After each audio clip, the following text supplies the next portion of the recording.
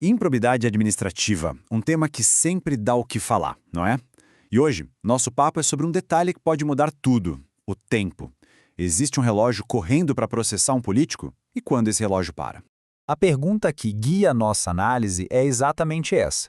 E para entender como isso funciona na prática, a gente vai usar um caso hipotético, o de um ex-prefeito chamado Mário.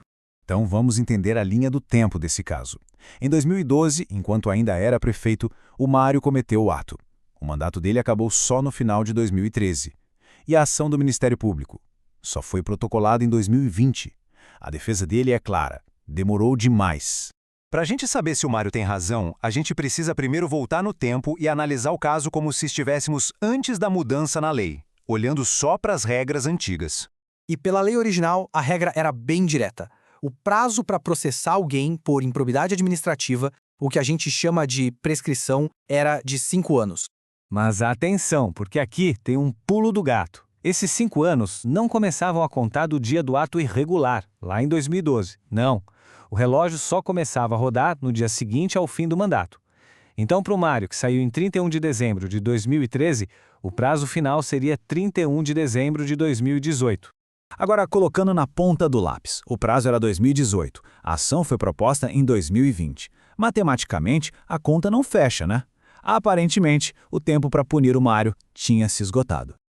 Ah, mas calma lá, que a história tem mais um capítulo. A ação não pedia só a punição dele, pedia também a devolução do dinheiro, o ressarcimento do prejuízo. E para isso, a regra do tempo podia ser diferente. E aqui a gente entra numa discussão super importante: a diferença entre dolo e culpa. Dolo, de forma bem simples, é quando existe a intenção de fazer algo errado. A culpa é mais um descuido, uma negligência. E por que isso importa? Porque o Supremo Tribunal Federal já tinha definido que a obrigação de devolver o dinheiro só não tinha prazo se o ato fosse doloso. E o ato do Mário, no caso, foi considerado culposo, sem intenção. Ou seja, se a gente parasse a análise por aqui, usando só as regras antigas, fim de papo para o caso do Mário. A defesa dele estaria corretíssima e o prazo teria expirado para tudo. Só que a história não termina aí. Porque em 2021 veio uma nova lei de improbidade e, olha, ela virou o jogo completamente. Foi quase como se o sistema legal tivesse recebido um grande update. A nova lei chegou e basicamente disse: esquece os 5 anos, agora o prazo é de 8 anos. E essa tabela aqui resume bem o tamanho da mudança. O prazo geral aumentou para 8 anos. O jeito de contar o tempo também mudou. E, talvez a alteração mais radical de todas, acabou a tal da improbidade culposa. Agora só existe improbidade se a pessoa agiu com dolo, com intenção clara. Com essas novas regras na mão, a gente é obrigado a olhar para o caso do Mário de novo, partindo do zero. Se a gente aplicar a nova regra de 8 anos, contando do fim do mandato dele em 2013, o prazo só acabaria no final de 2021. Como a ação foi em 2020, opa, agora de repente está dentro do prazo. Mas o ponto central, a grande virada de chave da nova lei, não é nem o prazo maior. Acredite. É isso aqui, a improbidade administrativa culposa, aquela por descuido ou negligência, simplesmente deixou de existir. Foi riscada do mapa. Agora, para condenar um agente público, a acusação tem que provar que houve intenção, o tal do dolo.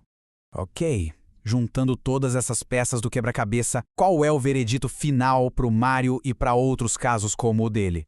A defesa dele de que o tempo acabou não colou. E por quê?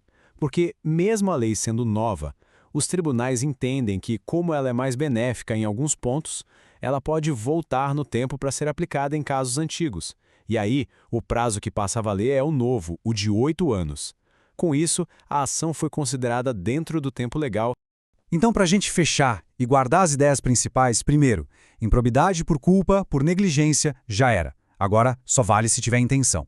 Segundo, a devolução do dinheiro só é imprescritível, ou seja, não tem prazo, se também tiver dolo. E terceiro, a regra do tempo pode sim mudar no meio do caminho, aplicando-se a lei mais nova se ela for mais benéfica para o réu.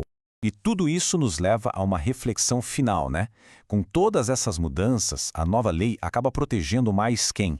O agente público que ganha mais segurança jurídica ou o dinheiro público que agora tem regras diferentes para ser recuperado? É uma questão que continua em debate.